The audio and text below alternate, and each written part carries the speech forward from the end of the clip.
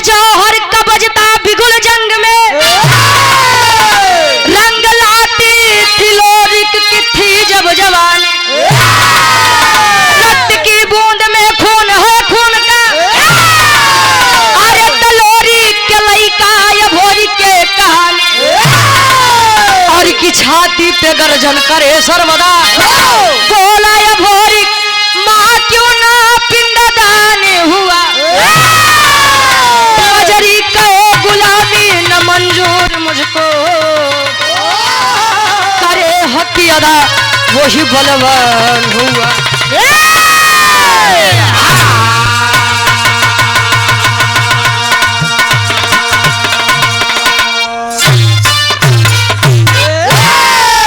अरे तो जंग जौहर का बजता बिगुल जंग में, रंग लाती थी लोरी की थी जब जवानी, रक्त की बूंद में खून है खून का, तलोरी के लइका या भोरी के कहानी।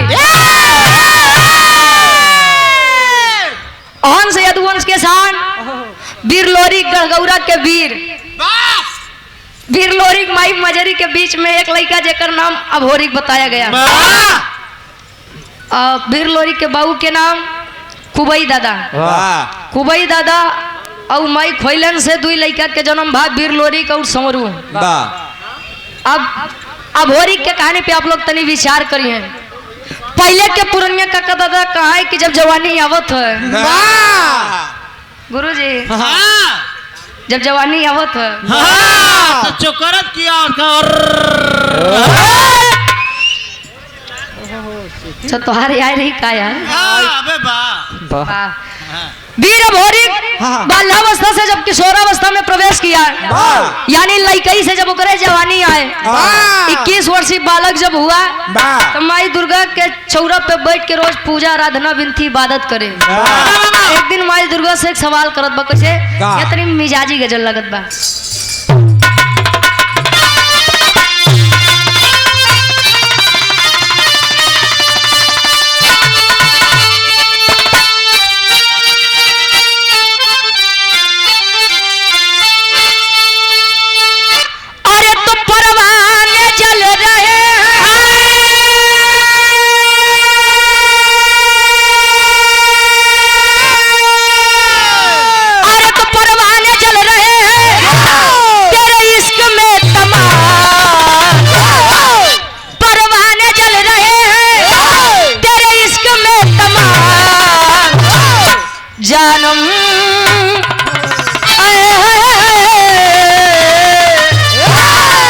अरे जानम जरा इसी आग में, जानम जरा इसी आग में, अरे खुद को जला के दे, जानम जरा इसी आग में, खुद को जला के दे, जानम जरा इसी आग में, खुद को जला के दे,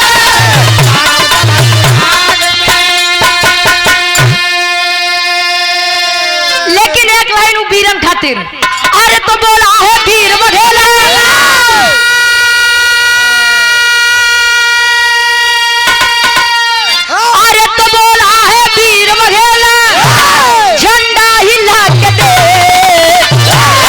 हट जाएगा समर से, अरे हट जाएगा समर से, पंजा मिला के दे, हट जाएगा समर से, अरे पंजा मिला के दे, हट जाएगा समर से, अरे पंजा मिला के दे, हट जाएगा समर से।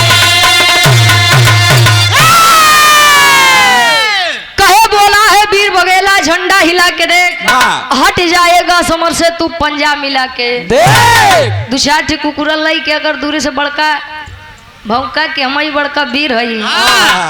हाँ तू वीर नहीं है। वीर सदैव सामने से वार करते हैं ना कि पीछे से वार करे।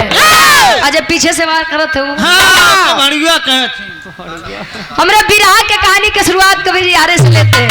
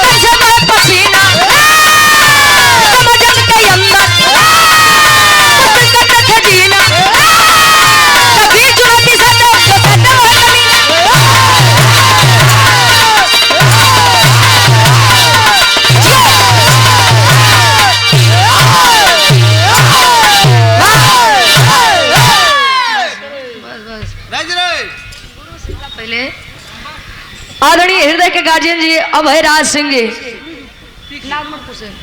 नागमनपुर से हमारे गार्जियन जी 100 रुपए देकर सम्मान के आशीर्वाद के चाह रहे हैं। एक दिन मजरी माता से अब होरी क्या के बोला, माई दुर्गा के चौरों पे बैठ के पूजा आराधना विनती इबादत करे। एक दिन माई दुर्गा से सवाल कर दिया वीर भोरी वीर लोरी के लड़का 21 वर्षीय बालक सवाल किया, माँ अरे माँ मेरे पिताजी वीर लोरी जब भी आपको जरूरत पड़ी अपने जंघे का खून पिला करके आपको संतुष्ट करने का काम किए। ए माता जी हम उन्हीं के लड़का अभोरी मेरी विनती क्यों नहीं स्वीकारी जा रही है। माँ दुर्गा प्रकट हुई, कहीं बेटा ये भोरी मैं तुझसे जरा भी परेशान या तुझसे जरा भी नाराज नहीं हूँ। मेरी तो बस एक ही तकलीफ है। कौन तकलीफ? तुम्हारे पिता वीर लोरिक मेरे इतने बड़े भक्त थे, जहाँ पर वीरताई की बातें आ जाए अच्छे अच्छे वीर उनके सामने नहीं टिकते थे। आप ही लोग कहते हैं कि जब ले पुरखा पुरनिया के तरन तार नहीं करा तब तक उनका आत्मा या मृत्यु लोक में भटकत रहा थे। आज के समय तो बड़ा ही अजीब हो गया। गाय के अंदर लोग गौ माता देख लेते हैं, गौ माता है। कौवे के अंदर हमें हमारे पूर्वज दिख जाते हैं, लेकिन आज के समय में इंसान को इंसान के अंदर इंसानियत नहीं दिखती है। एक जने अगर रोड पे गिरा हाँ तो 13 जने खड़ा हाँ उठावे बदे नहीं वीडियो बने खातिर सार गिरा कैसे बना। अरे जमान एक दिन जब इतनी बात सुना कहीं कि बेटा तेरे पिता वीर लोरी कभी पिंडदान नहीं हुआ है, आत्मा भी भटक रही है। आया मजरी जी के पास, जब सवाल किया तो माई मजरी एक बात बताओ मैं कौन बात बिरहा में एक लाइन गीत लगता।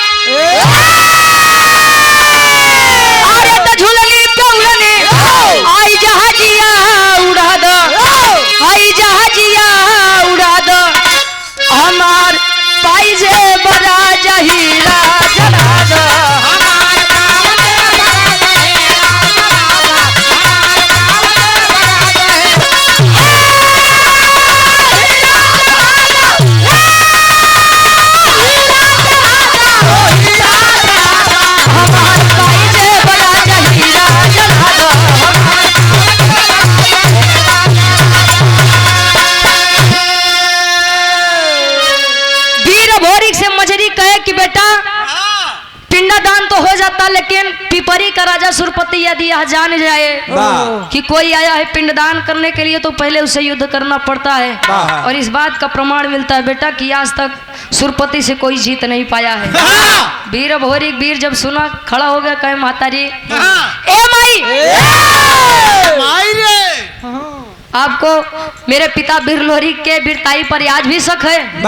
नहीं रे बेटा, कहीं नहीं के लइका वीर भोरी कही या तो मर जाब या तो मारब, लेकिन बाऊ के पिंडदान करवाए बिना नहीं लौटब। एक बात कहे मजरी से, का कहे अरे तो वीरताई के हमरे, अरे वीरताई के हमरे हई तिलकिया लगाव, हई तिलकिया लगाव, हमार माई हमके रण में पठाव।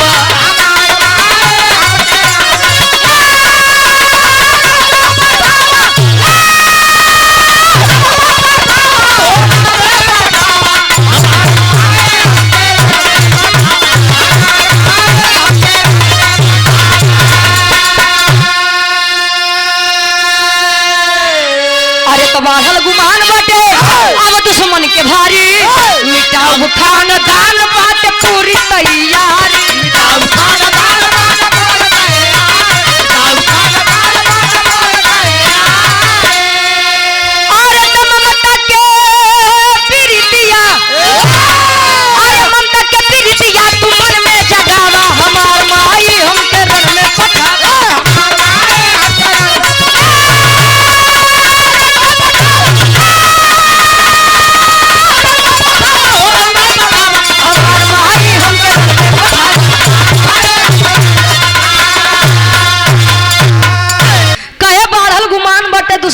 तुम्हारी माई रे। आए माई। अच्छा बिरताई सदैव खून में पाई जाती है। केहू चाह ले कि बिरताई जाए के दुकानदारी से खरीद ले तो केहू खरीद ले का ना पाई बेनी भैया। इतिहास सदैव बगावत करने वालों का गाया जाता है। मेरा रूप पीछे तुम मरी जाए। अच्छा तिलक कई प्रकार का होता है। तिलक एक तिलक देखा था कितना जने अब ठंडी के मौसम में 2 लोटा यार बाहर नहीं है, आधा घंटा 1 घंटा तिलक चंदन लगावे में लगा दी है। कितना जने तो बिना नहाए लगा लेते हैं ना। दूसरा तिलक विजय तिलक। कोई भी किसी भी क्षेत्र में जाता है तो सोचता है कि प्रथम विजय का तिलक मेरे मत्थे पर लगे। और तीसरा तिलक शादी विवाह के पहले चढ़त है। पहले के समय में शादी विवाह हो तो गवना 3 साल 5 साल 7 साल 9 साल 11 साल 13 साल 15 साल 17 साल 19 साल 21 साल 22 साल 25 साल 27 साल आज आप नहीं करें ना। फिर भी लोगों में बर्दाश्त करने की क्षमता होती थी। जब गौना के दिन पड़े तो दुल्ही बेचारी डराए हमका सास ससुर कैसे मिली है, हमका हमार दुल्हा कैसे मिली। आज के सास ससुर बेचारे डराते हैं कि हमका पतो हो कैसे मिली। पता ना महीने 6 महीने साथे रह दे कि नहीं। और उनसे ज्यादा तो भैया लोग डराते हैं कि हमका दुल्ही कैसे मिली। पता ना जिए दी की नीला ड्रम में भर दे। दुल्हिया कहा कैसे जब वो करे गवना के दिन पड़ा तब अपने सखी सहेली से बतावे।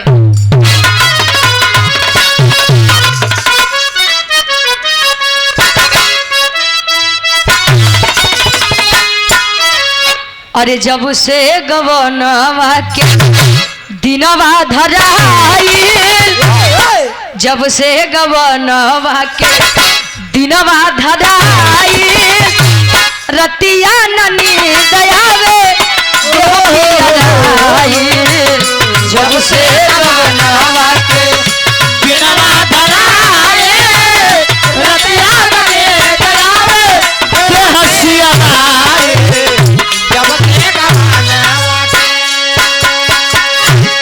लेकिन 21 वर्षीय बालक करता है। अरे करे पिंडदान भोरे बनारस में आया, शशिधर पंडा से बात लड़ाया। करे पिंडदान भोरे बनारस में आया, शशिधर पंडा से बात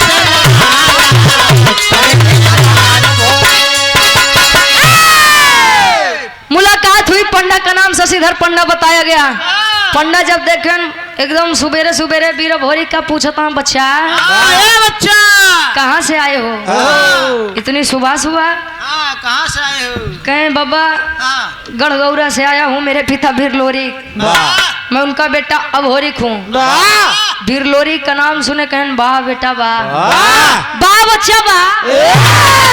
बाबू तार मुर्दा रह बेटा तू कैसे पातर हो गए? क्या बात कहे बाबू तार इतना बरियार वीर रहे ने कि आज तक अच्छा वीर उनके सामने नहीं टिका। क्या बात बा? कहे दुख की बात है बाबा, मेरे पिता वीर लोरी कभी संसार में नहीं है। ओहो बड़ी दुख की बात है बेटा।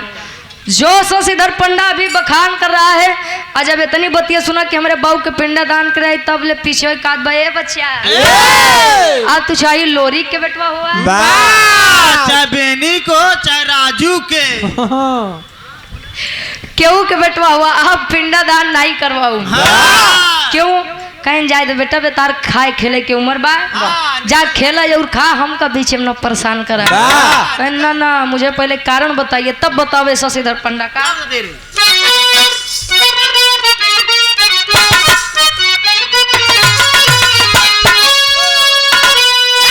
अरे कहे पंडा पहले पिंडा दान करिए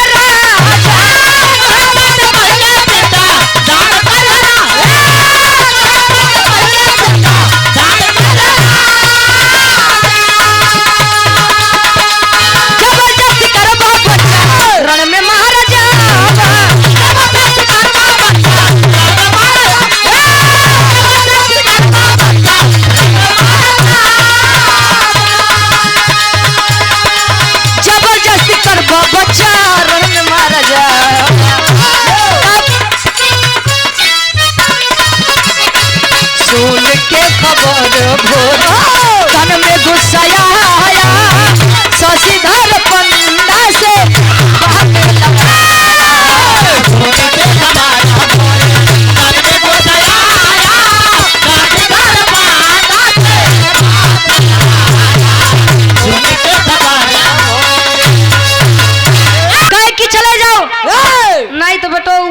के राजा सुरपति ना तोहे जिए दी ना हमें जिए दी। कहीं मतलब कहीं अगर जान जाए बेटा कि तू पहले पिंडदान करे आओ हम करवाए तो न तोहार सुनी ना हमार सीधे यार पार मारी डाई बेटवा देखा हम अपने मेहरारू के लौता मरद है जाय दे कहन बाबा देखा तू धोखा करत है गद्दारी निकाल के तलवार गर्दन पर रख दिया। पूछा बा पिंडदान करवाबा कि नहीं करवाबा करवाबा कि नहीं करवाबा करवाबे कि ना करवाबे बोल बोल। अरे बस बस वीर भोरी क्या मत हाँ जाता है। अच्छा अब शशिधर पंडा बेचारा खड़ा बा बैठ गया अरे साला गजब फंसे पिंडदान नहीं करवाओ तई मार दे अब पिंडदान करवाए दे तो मार दे उ पिपरी के राजा सुरपति ससुर जो सामने पड़ा पहले उसको देखा बाद में देखा जीवक मरबा पिंडदान करवा दिए। अब पिंडदान करवा दिए यार दोनों जने बात विवाद करत हैं। अब मार शशिधर पंडा बेचारा डेरात बा जा सारे कहाँ से मुसीबत लेके आए ते तो मरबे करबे हम मरबे वार खबर मिली पिपरी के राजा सुरपति के राजा बड़का राजा बनत है बड़का वीर बनत है काहे कहे कल के आवा लड़का 21 वर्षीय बालक भोरी वीर लोरी के लड़का तोरे नियम के उल्लंघन करत बा मतलब पिंडदान सुबह करवा दिया। फौज हजारों की पलटन लिए आया कहा बनारस के धरती पर हजारों की फौज लेके बनारस की धरती पर सुरपति जब आया वीर भोरी के सामने शशिधर पंडा बैठा उठ के भागे लगे पकड़ के कुर्तवा खींच ले से कहाँ चले जब ले हमका कुछ न होई तब तक तो का कुछ न होई कहता जा सर तू मरबा हम मरबा करत इनका टेरी के भाव में कभी लिखत है।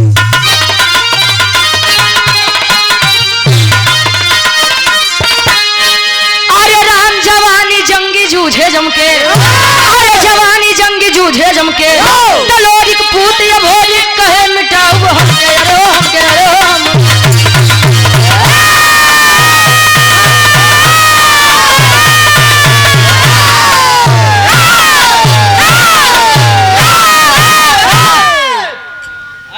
लोरी पूत भोरी कहे मिटाऊ हमके जवानी जंगी जूझे जमके।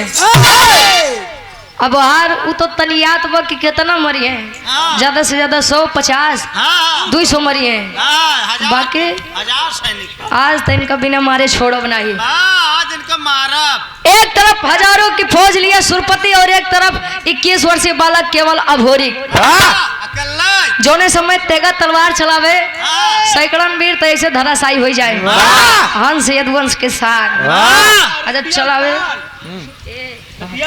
जब चलावे अच्छा यार मारत काटत काटत मारत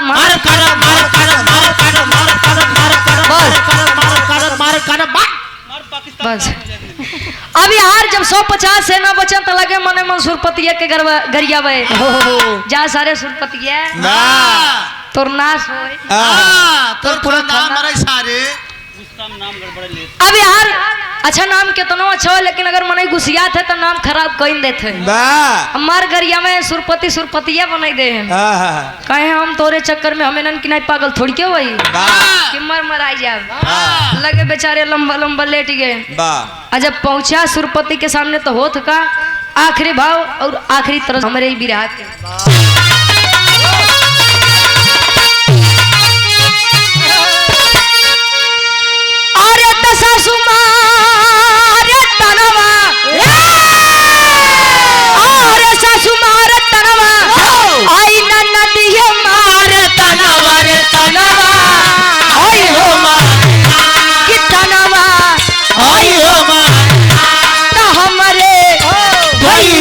सरवार तनवा हई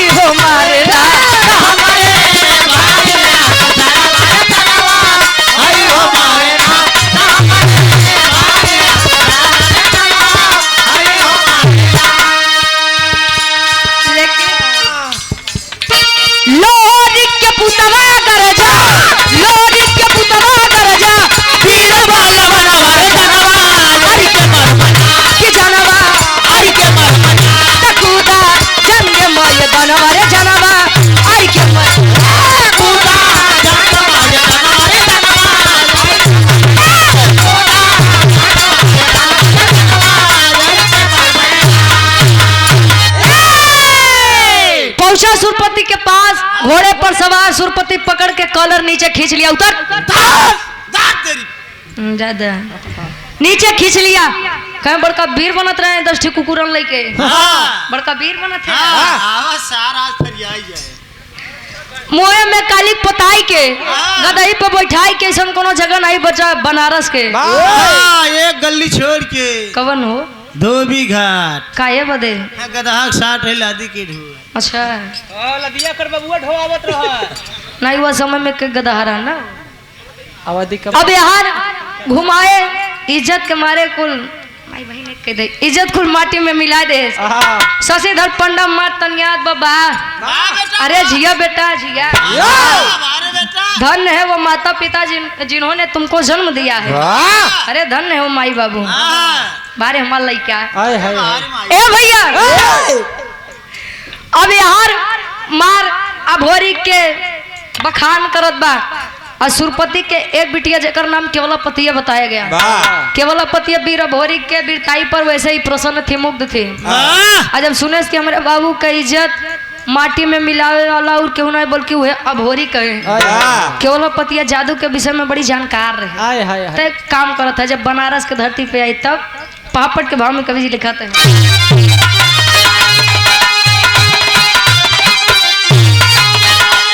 अरे तयाही केवलापतिया बन हसीना जीना मुश्किल बा। अरे तयाही केवलापतिया बन हसीना जीना मुश्किल बा।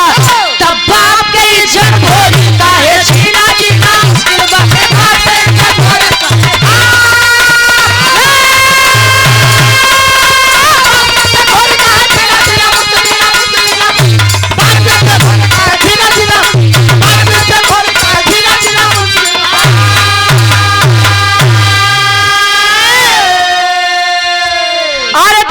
चलाई दियोली सुगना बनाई हो, पिजरा में कैद कई के पिपरी लेके आई हो।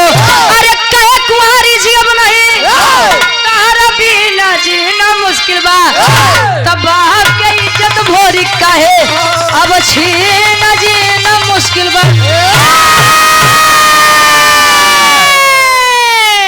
कहे कुंवारी जी अब नहीं तारा बिना जीना मुश्किल बा। अब बाप के इज्जत भोरी काहे छीना जीना मुश्किल बा।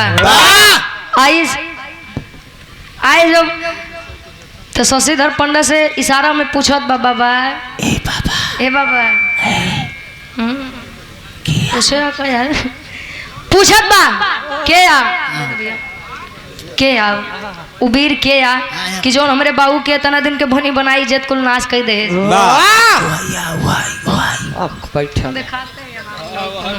इशारा करते हैं हुए यार वो लड़का आई 21 वर्षीय बालक भोरी जौन तेरे बाबू के इज्जत कुल नाश कर दे। अपने जादू से वीर भोरी के सुगना बनाई के पिजरा में कैद कई के चला रजेऊ पिपरी के राज जब लेकर आई। अच्छा दिन में तो वीर भोरी के सुगना बना रहे दे। लेकिन जब रात होए तब वीर भोरी के उनकर हुए वाला तन दे दे, यानी पुरुष तन। किस लिए जबरदस्ती प्रेम करना चाहिए। लेकिन बाहर मान और मर्यादा कहीं है लड़की थू तेरे इस प्यार पे थू बोले दे कहे मैं तुझसे इस प्रकार प्रेम कर लूं ये मेरे शान के खिलाफ है। हट जाओ लड़के कहे जा दुनिया तरसत बा तो मिलत बा तो अटकत बा। धीरे धीरे समय बीतत बा। आखिर माई मजरी के अपने लड़का के चिंता सतावत बा। करत का आल्हा के भाव में कवि जी प्रमाण देते हैं। करत का मजरी माई आल्हा के भाव में कवि जी प्रमाण देते हैं। अब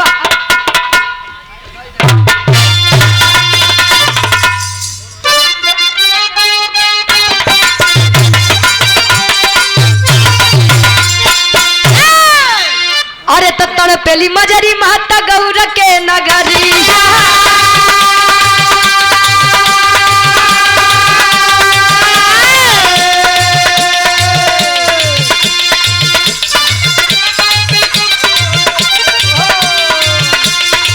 देवराई चंद्राई के दी होली न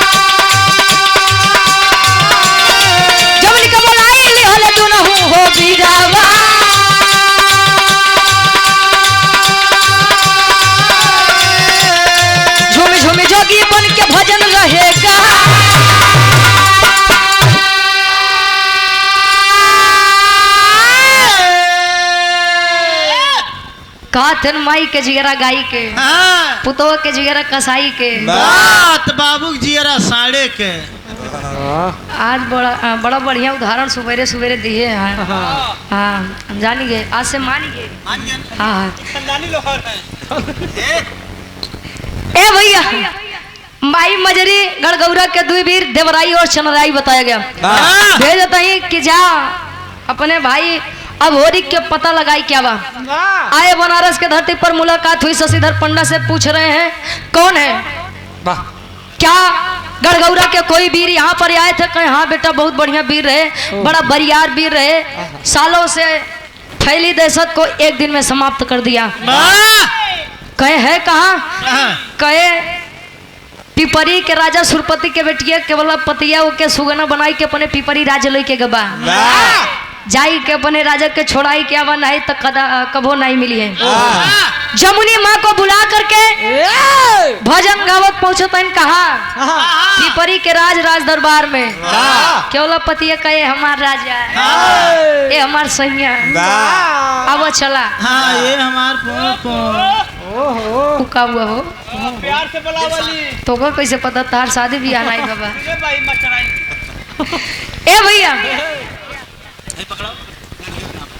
नहीं वो आवे ना तू आवे नाम बता नाम धरा ए भैया आवत है अच्छा पहुंचे केवला पतिया कहे कि आवा चला नीचे कहे काहे रे कहे कि इतना दिन से प्रेम करत करत सिखावत हम थक गए तोरे मन में नहीं इच्छा जगी चला भाव भजन सुन ले बता शायद तोरे मन में हमरे प्रति प्रेम जागी जाए आए पिजरा जैसे नीचे रखे तुरंत जमुनी माई कहीं ओ हो बेटा जब होरी हाँ माई वहां पर फंसे हो हाँ माई अच्छा रुक जा तोरे आत्मक शांति दियावत है हाँ अरे मावा अपने जादू से वीर भोरी को पुरुष वाला तन देते हैं केवल पतिया हर बार देखत में है अबे तुम कुछ करबो नहीं भाई ठीक कैसे होइए तब ले केवल पतिया कुछ समझ पावत उससे पहले जमुनी माई अपने जादू से होके गदही के रूप दे दे गदही बन के अपने बाहू के बगलिया खड़ी बा बेचारी मूड़ी नीचे कैले है बा काहे बदे कपड़ा एक तो नहीं पहने रहा कुल दिखा लगल हिटो हिट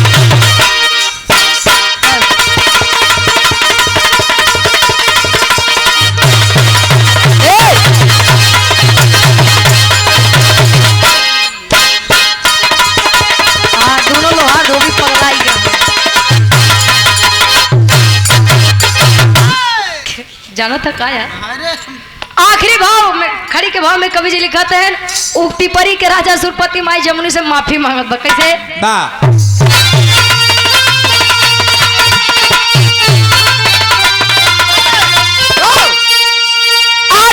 गलती जमुनी के अब चरनिया दही के हमारे भाई तू बहिनी बचनिया कही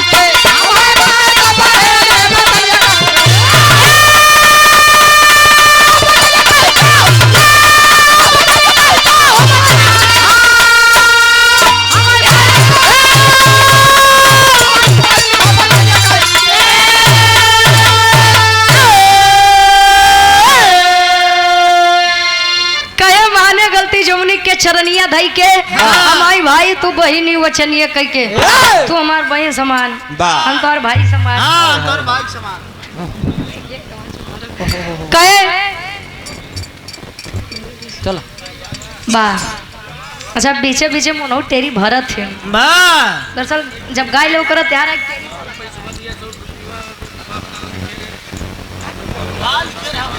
रे जाता कहे हमरे गलती के सजा हमरे बिटिया के नहीं दे वीर भोरी मार घुसिया तेने के छोड़ब नहीं एके छोड़ब नहीं सारे तीनों काट ले का गोड़ हाथ मुड़ी और का तीनों काट तो पूरा बोला करे यार और का काटून सका वीर भोरी कह के नहीं छोड़ब जमुनी माई कहीं बैठ जा बेटवा बैठ जा बैठ पहले तुम्हार बात सुन ला। कहे माई हम एक के शर्त पे छोड़ब।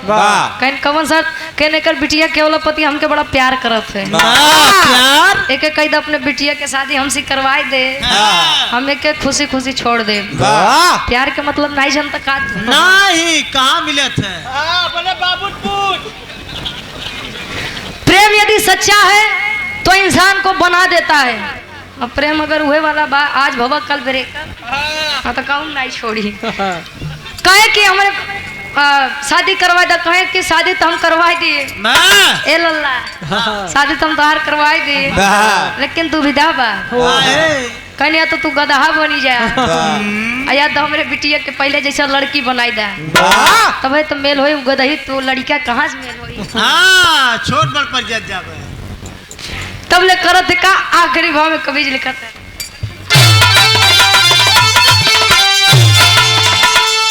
अरे केवल पतिया भोरी के हो गईली हो शादी हो, तो शिव भोरी पैदा भइले अति परी मिली आजादी हो। शिव भोरी पैदा भइले हो, शिव भोरी पैदा भइले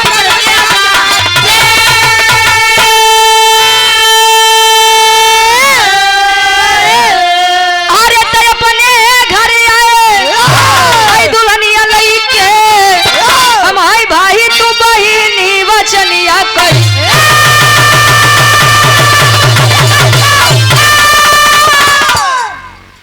केवल पतिया भोरी के हो गईली हो शादी हो, केवल पतिया और भोरी के शादी हो गई। गढ़गौरा में वापस आए, समय बीता, दोनों के सहयोग से एक लड़का के जन्म भा, जेकर नाम शिव भोरी बताया गया। संजोग से, संजोग से ना संयोग से, मिलन से राममिलन। बच्चे का नाम शिव भोरी बताया गया। कुबई दादा माई खोइलन के बीच में दो लड़का, वीर लोरी का वीर सवरू, वीर लोरी का और मजरी माई के बीच में एक लड़का जेकर नाम अभोरिक बताया गया। अभोरिक की शादी केवला पतिया से हुई। अभोरिक और केवला पतिया के मिलन से एक बच्चे का जन्म, जिसका नाम शिव भोरिक बताया गया। 4-5 खानदान इकट्ठे अहिरे कौन सावली है। आखिरी में खानदान का परिचय बा। गुरु बिहारी, गुरु गणेश, गुरु रामलाल मुरबा का